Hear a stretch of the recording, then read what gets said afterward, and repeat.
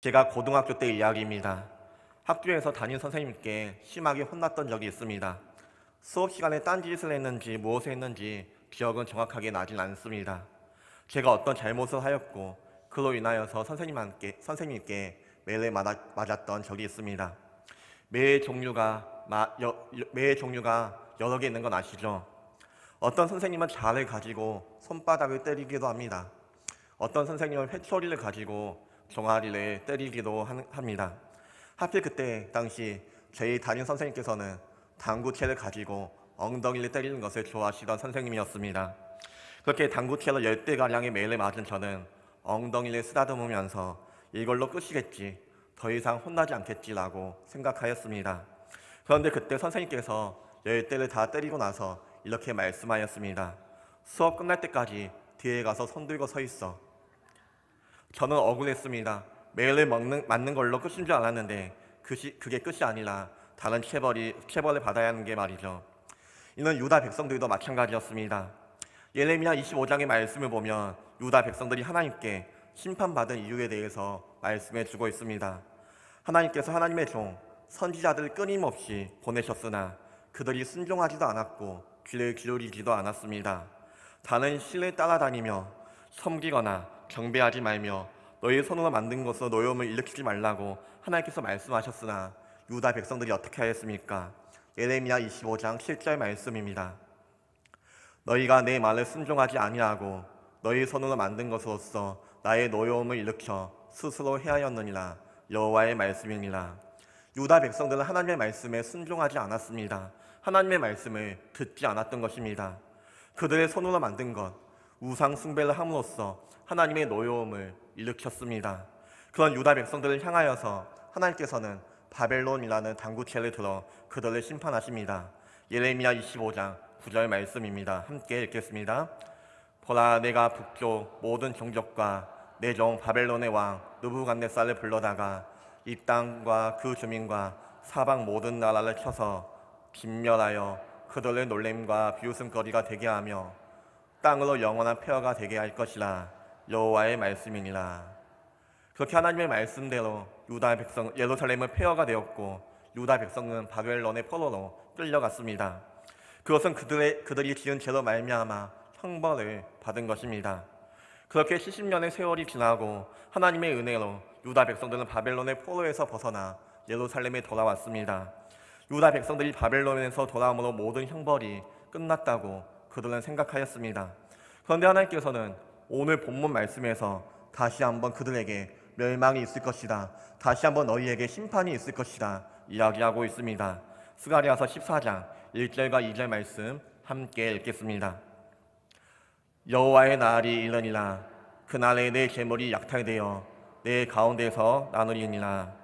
내가 이방 나라들을 모아 예루살렘과 싸우게 하리니 성읍이 함락되며 가옥이 약탈되며 부녀가 욕을 당하며 성읍 백성이 절반이나 사로잡혀 가려니와 남은 백성은 성읍에서 끊어지지 아니하리라. 아멘. 하나님께서는 바벨론에서 돌아와 성전을 재건하고 있는 유다 백성들에게 결코 축복된 미래를 약속하지 않았습니다. 다윗과 솔로몬의 시대처럼 부유하고 평화롭게 잘 살게 될 것이다 하나님께서는 말씀하지 않았습니다. 오히려 그들의 재물이 약탈되고 부녀들이 욕을 보고 성읍이 함락될 것임을 말씀하고 있는 것입니다. 언제인지는 모르지만 이들은 그 끔찍했던 멸망을 또 한 번 겪어야만 합니다. 유다 백성들은 바벨론에 의해서 멸망당했던 그 처음 때처럼 죄를 많이 짓지는 않았습니다. 처음 바벨론에 의해 멸망당했을 때는 우상도 심하게 숭배하였고 하나님의 말씀도 듣지 않았고 동족들에게 악한 짓도 많이 저질렀으며 빚을 갚지 않는다고 노예로 팔아넘기기까지 했던 것이 유다 백성들의 모습이었습니다. 그런데 지금은 어떻습니까? 이전과 비교해 보았을 때 눈에 띄는 우상 숭배를 하지도 않았고 그렇게 큰 악한 짓도 저지르지 않았습니다. 하나님의 심판이 얼마나 무서운지 경험하였기에 다시는 그런 심판을 받지 않기 위하여서 애쓰고 있었습니다. 그들은 자신들이 망한 이유가 하나님의 말씀, 율법을 지키지 않는 데 있다고 생각하여서 맹목적일 정도로 율법을 열심히 지켰습니다. 성전도 다시 지었고 안식일도 준수했으며 유다의 독립을 위하여서 금식도 여러 날 했습니다. 금식날도 연한날 정해놓고 기도했으며 율법 조항도 수백 개씩 만들면서 철저하게 지켰습니다. 구원을 얻기 위하여서, 심판을 받지 않기 위하여서 인간으로서 할 수 있는 많은 일들을 최선을 그들은 했던 것입니다. 그런데 하나님께서는 그럼에도 불구하고 다시 한번 그들에게 또다시 멸망이 있을 것이다, 그들에게 심판이 있을 것이다 말씀합니다. 그 이유가 무엇일까요? 하나님께서는 왜 유다 백성들에게 이런 심판의 메시지를 전하고 있는 것일까요? 이 질문은 지난 3주간 스가랴서 14장의 말씀을 준비하면서 계속 해왔던 질문입니다. 유다 백성은 이미 심판을 받았습니다. 그런데 왜 하나님께서는 그들에게 또 한 번 심판이 임할 것이라 이야기를 하고 있는 것일까요? 그런데 하나님께서 스가랴에게 유다 백성들에게 심판이 있을 것이다 그렇게 말씀해 주시기 전에 하나님으로부터 이미 그들에게 임할 심판에 대해서 예언을 들었던 사람이 있습니다. 바로 다니엘입니다. 우리 다니엘서 9장 25절 말씀 함께 읽겠습니다. 같이 읽겠습니다. 그러므로 너는 다음과 같은 사실을 깨달아 알아야 한다. 예루살렘을 보수하고 재건하라는 말씀이 내린 때로부터 기름을 부어서 세운 왕이 오기까지는 7일레가 지나갈 것이다. 그리고 62일레 동안 예루살렘이 재건되어서 거리와 성곽이 완성될 것이나 이 기간은 괴로운 기간일 것이다. 여기서 말하는 7일레는 이스라엘 백성들이 바벨론의 포로로 끌려왔던 시기를 이야기하고 있습니다. 그리고 이 시기는 모두 끝이 났습니다.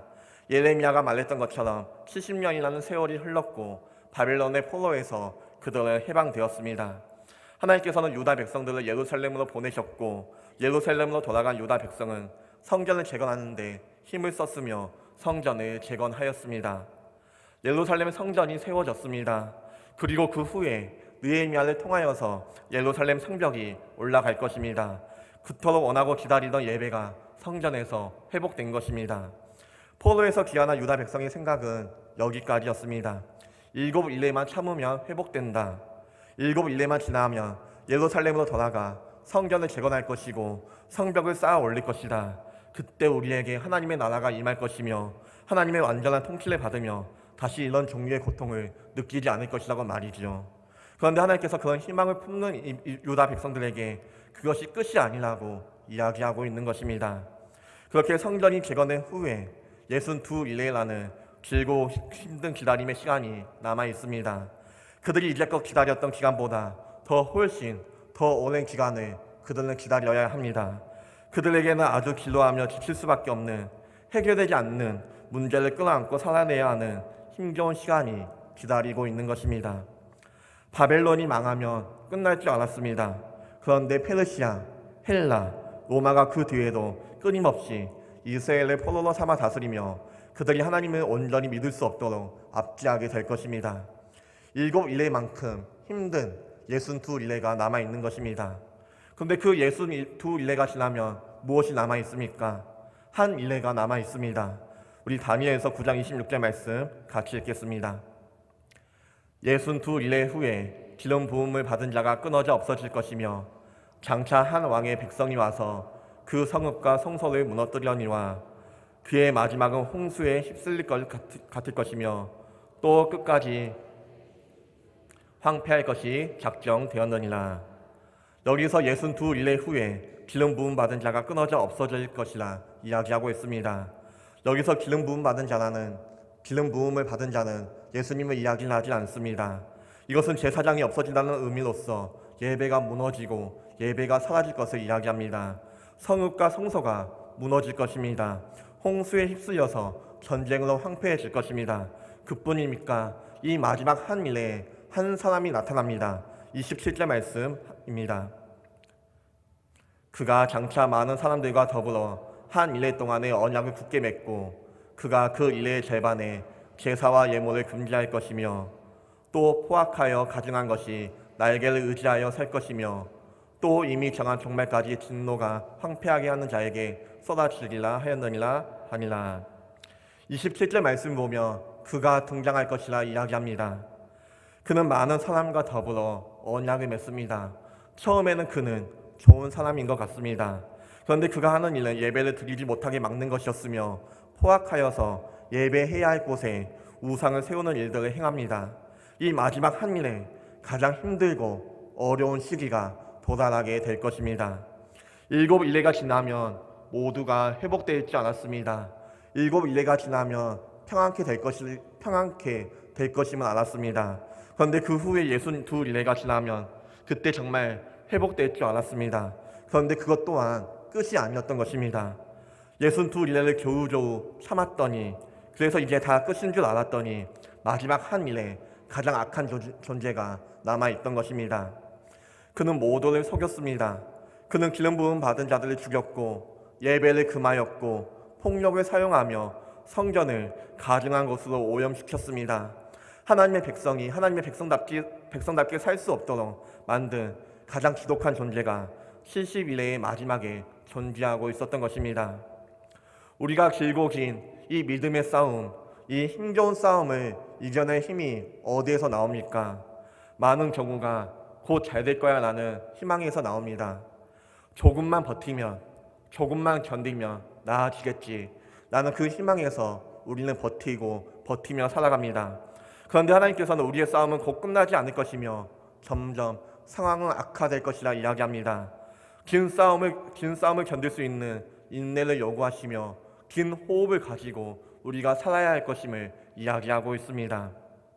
포로로 귀환했던 유다 백성들은 기쁨과 감격의 노래를 부르며 예루살렘으로 돌아왔습니다. 그리고 그들은 당장 그들의 눈앞에 폐허가 된 예루살렘을 목도하였습니다. 성벽도 성전도 보이지 않았습니다.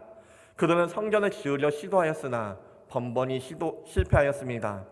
학계 선지자와 스가랴 선지자의 노력으로 성전은 지어졌지만 성벽이 없어 안전하게 예배를 드릴 수가 없었습니다. 느헤미야가 나타나 성벽을 재건하는 일을 맡았습니다.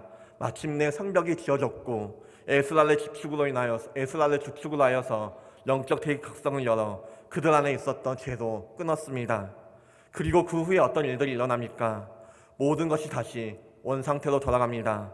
하나님이 이스라엘을 치셔서 바벨론의 포로로 끌려가게 되었던 죄악의 상태로 다시 돌아갔음을 성경은 우리에게 이야기해 주고 있습니다. 결국 유다 백성은 다시 헬라와 로마의 식민지가 되어 긴 어둠의 시간을 보내게 될 것입니다. 사랑하는 성도 여러분, 예수 그리스도를 믿음으로 고백하며 살아가는 우리에게 그런 우리들의 삶에 고난은 언제나 우리 곁에 있습니다. 고난이 없는 인생은 없는 것입니다. 우리가 예수 그리스도를 믿음으로써 우리의 신분이 변한다 할지라도 우리는 여전히 세상 가운데 살아갑니다. 세상 가운데 살아가며 세상의 풍파를 겪으며 우리는 살아갑니다. 하나님께서는 당신의 백성을 결코 속이지 않습니다. 달콤한 꿈을 꾸며 현실을 도피하는 삶을 성도의 삶이라 칭하지 않습니다. 하나님께서는 유다 백성들이 잘못된 꿈을 꾸지 않도록, 우리가 헛된 꿈을 꾸지 않도록 그들의 생각을 바꿔주시길 원하셨습니다. 성전이 세워지고 성벽이 만들어진다 할지라도 영원히 회복되기 위하여서 부흥회가 열리고 함께 하나님 앞에 회개의 기도를 올려드린다 할지라도 그들의 막막한 현실과 부딪히며 강대국의 압제를 계속해서 경험해야 하는 것입니다. 그것이 그들의 현실의 모습입니다. 그것이 우리의 현실이며 우리가 살아가는 세상의 모습인 것입니다. 그리고 그런 현실이 자신들 앞에 놓여 있음을 알아야 그 현실을 준비하며 단단히 마음을 먹고 부딪혀 나갈 수 있음을 하나님께서는 아셨던 것입니다. 우리 역시 우리 앞에 놓여 있는 현실 그대로 바라보아야 하는 것입니다. 막연하게 잘 될 거야, 막연하게 곧 끝날 거야 라고 말한다 해서 우리의 문제는 해결되지 않는 것입니다. 그래서 우리는 더욱더 준비해야 합니다. 우리는 세상 속에서 이른 일례를 살아가야 하는 성도들이기 때문에 그렇습니다. 이 기간은 결코 짧은 기간이 아닙니다. 지난 7일례를 사는 것도 쉽지 않았는데 앞으로 62일례를 살아가야 합니다. 거기다 마지막 한 일례에는 이제까지 만난 적이 없는 강력한 적이 출현합니다. 우리는 시작하기도 전에 낙심하게 됩니다. 우리가 듣고 싶은 메시지는 고난이 이제 끝날 것이고 고통이 이제 끝날 것이고 하나님께서 우리를 구원하실 거야 라는 희망의 메시지인데, 우리가 듣고 싶은 메시지는 예수님을 믿으면 우리의 모든 아픔이 다 사라질 것이고 돈도 많이 벌게 될 것이고 직장도 대기업으로 취업하게 될 것이고 다 잘 될 거야 라는 메시지인데, 스가랴는 우리에게 아니야, 너희에게 심판이 있을 것이야 라고 말씀하고 있는 것입니다. 우리 하나님은 왜 그러실까요? 왜 이렇게 당신의 백성을 힘들게 하시는 것일까요? 당구채로 엉덩이를 10대 때렸으면 충분하지 왜 수업이 끝날 때까지 예수님이 다시 오실 때까지 손 들고 서 있으라고 이야기하고 있는 것일까요? 그것은 우리가 우리의 진정한 회복을 원하시기 때문에 그렇습니다. 우리는 종말의 시대를 살아가고 있습니다. 그런데 이 종말의 시대를 살아가고 있는 우리의 문제가 무엇인지 아십니까? 우리 대부분이 예수님의 오심을 별로 기다리지 않는다는 것입니다. 그리고 그 예수님께서 내 삶 가운데 행하신 일에 특별히 감사하지 않습니다. 물론 예수님의 다시 오심을 기다리고 감사하지요. 그러나 진심으로 감격하며 예수님께 사랑과 헌신을 고백하진 않습니다. 예수님께 충성하지 않는 것입니다. 그 이유는 그분이 나에게 하신 일로 말미암아 내 삶이 조금 개선되었기 때문에 그렇습니다. 그런데 우리 가운데 어떤 일들은 전심으로 예수님께 감사하며 감격하며 헌신하며 살아갑니다. 예수님의 다시 오심을 간절히 소망하며 간절히 기다리는 사람들이 있습니다. 우리 대부분과 그 사람의 차이가 무엇이 있을까요? 그들은 예수님이 없는 인생이 얼마나 지독한지 알고 있는 사람들입니다. 인간의 전적인 부패와 타락을 절감한 사람들입니다. 사망의 그늘이 얼마나 춥고 어두운지 생생하게 겪으며 철저한 절망을 겪었던 사람들입니다. 그들은 내 힘과 내 능력으로는 하나님 앞에 나아갈 수 없고 구원을 이룰 수 없음을 깨달은 사람들입니다. 그리고 그런 절망 가운데 있을 때 주님이 우리를 위하여서 저 높고 높은 보좌를 버리고 내려오셨을 뿐만 아니라 보잘것없는 내 인생 가운데 찾아와 오셨음을 경험한 사람들입니다. 그때 감사와 찬양이 고백이 나오는 것입니다. 생명까지 주님께 내어드릴 수 있다는 헌신의 고백이 나오는 것입니다. 예수님께서 나의 삶을 조금 개선하기 위하여서 오신 것이 아니라 죽은 나, 썩어져 가고 있는 나를 살리러 오셨음을 아는 자만이 그분을 기뻐하며 즐거워하며 그분께 온 마음을 드릴 수가 있는 것입니다. 우리의 삶에 어려움이 있을 수 있습니다. 우리의 삶에 고통과 슬픔, 눈물이 있을 수 있습니다. 그 가운데 우리의 죄가 얼마나 더럽고 역겨운지 깨닫게 될 것이며 우리는 결코 하나님 앞에 내 힘으로 나아갈 수 없음을 깨닫게 될 것입니다. 그때 비로소 우리는 주님의 빛을 발견할 수 있는 것입니다. 마태복음 4장 16절 말씀 우리 함께 읽겠습니다. 흑암에 앉은 백성이 큰 빛을 보았고 사망의 땅과 그늘에 앉은 자들에게 빛이 비쳤도다 하였느니라. 우리는 구약시대를 살아가고 있는 백성들이 아닙니다. 물론 우리에게도 62일레와 같은 기다림과 연단의 시간이 있을 것입니다. 우리에게도 재물이 약탈되고 성읍이 함락되는 고난이 있을 것입니다. 그런데 우리가 구약시대의 이스라엘 백성들과 다른 점이 있습니다. 그것이 무엇입니까? 우리는 이 일의 끝이 어떻게 될지 알고 있다는 것입니다. 스가랴서 14장 3절 말씀 함께 읽겠습니다. 스가랴서 14장 3절 말씀입니다. 같이 읽겠습니다.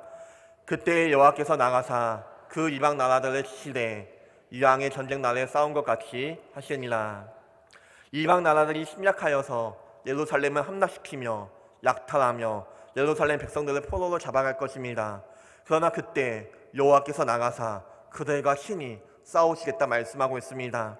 하나님의 아들이신 예수님께서 흑암에 앉아있던 백성들, 사망의 땅에 앉아있는 가운데 앉아있는 그 자들에게 나타나셔서 큰 빛으로 오셨습니다. 그분이 죄와 사망을 십자가로 이기심으로 말미암아 우리들의 근본의 문제였던 죄의 문제를 해결하셨습니다. 우리가 두려워 떨었던 사망의 권세를 꺾으시고 무덤에서 부활하셨습니다. 뱀의 머리가 깨졌고 사탄의 통치가 무너졌으며 영원한 하나님의 나라가 이 세상 가운데 임하였습니다. 이미 하나님의 계획 가운데 종말의 시간은 정해졌고 그때 하나님은 완전히 승리하실 것입니다. 예수님께서 이 땅 가운데 오셨고 우리에게 다시 오실 것이라 말씀합니다. 이미 이기신 이가 그 승리를 완성하기 위하여서 오실 것이라 이야기하고 있습니다. 우리는 지금 이미 왔던 분 그리고 다시 오실 분을 기다리며 이 땅에서 길고 긴 영적 싸움을 치르고 있는 것입니다. 9절 말씀 함께 읽겠습니다. 여호와께서 천하의 왕이 되시리니 그날에는 여호와께서 홀로 한 분이실 것이요 그의 이름이 홀로 하나이실 것이라. 우리는 더 이상 소망 없는 자가 아닙니다. 우리에게는 소망이신 그리스도가 있습니다. 우리에게는 천하의 왕 되시는 주님께서 우리와 함께 하심을 우리는 너무나도 잘 알고 있습니다. 우리의 왕 되신 주님께서 친히 임하시사 우리를 통치하시고 다스리실 것이라 말씀합니다. 그 일은 이미 하나님 안에서 정해졌습니다. 주님이 장차 오셔서 이것을 완성시킬 것입니다. 우리의 싸움은 바로 그때까지 지속될 것입니다. 사랑하는 성도 여러분, 예수님을 바라보시길 바랍니다. 예수님을 깊이 생각하시길 바랍니다. 그분이 어떤 일을 행하였고 왜 그 일을 행하셨는지 묵상하십시오. 그분이 이제 곧 행하실 완전한 구원을 기대하십시오. 그 소망으로 나를 가득 채우고 그 소망을 붙들고 세상 가운데 서시길 바랍니다.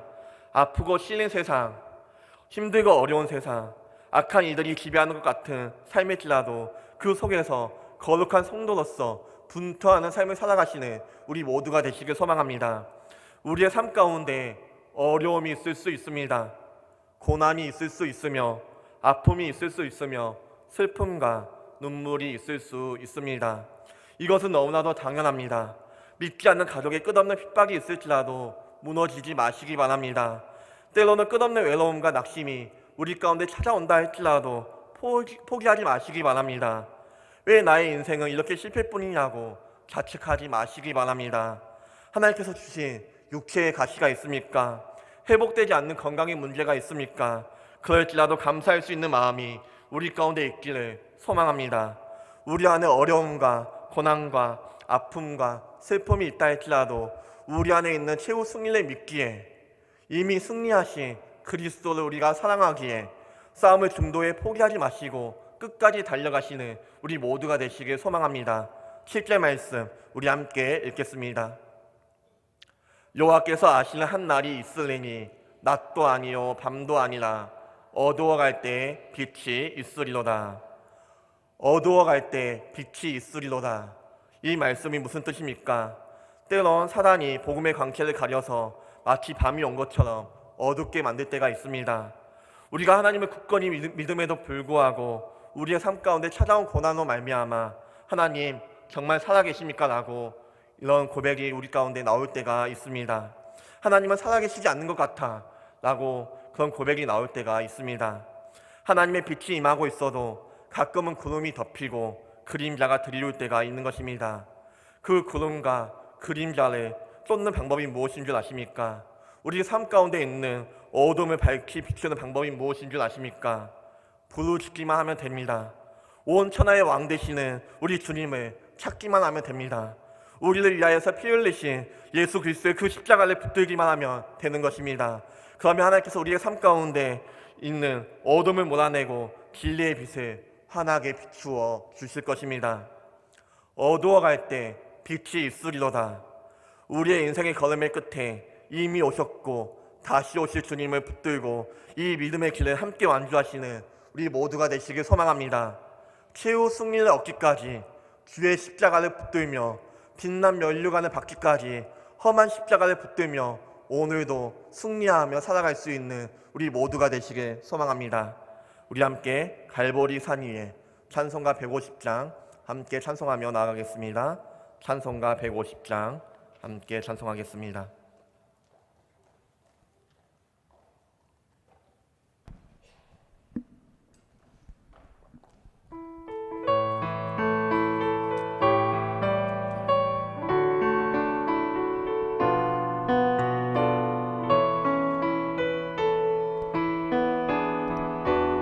갈보리 산 위에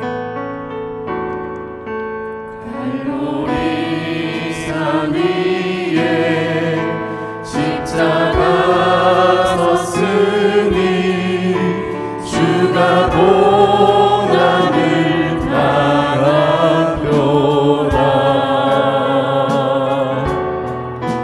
험한 십자가를 내가 사랑하는 주가 보혈을 흘리리라. 최후 승리를 얻기까지 주의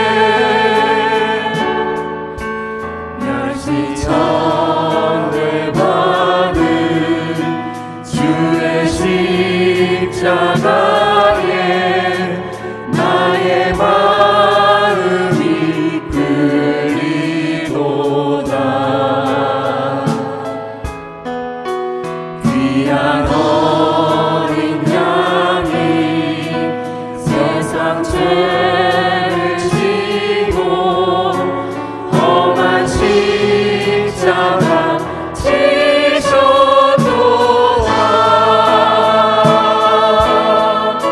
죄 웃음이 얻기까지 주의 십자가 사랑하리.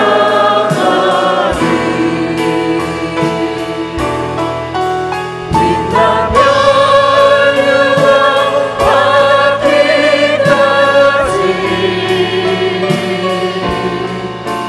험한 십자가 붙들겠네.